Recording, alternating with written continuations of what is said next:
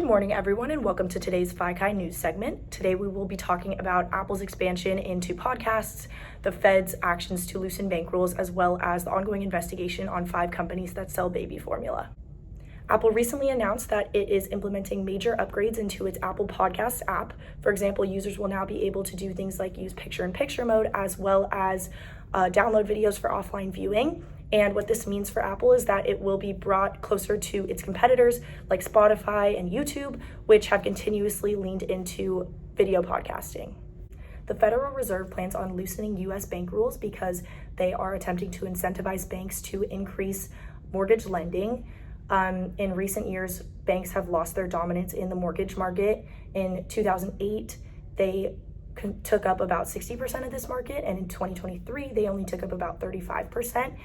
Experts say this is because mortgage lending has become costly for banks. However, the Fed is trying to change this trend, arguing that mortgage lending is an important part of banks' business models in order to increase consumer retention and overall revenue.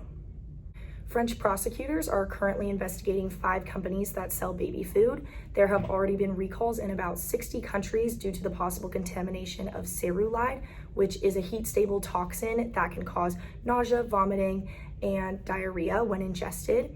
These companies have reported their earnings earlier this week, and we were able to see how they were affected by this investigation. For example, shares of a French food company called Danone are down by about 5.5%.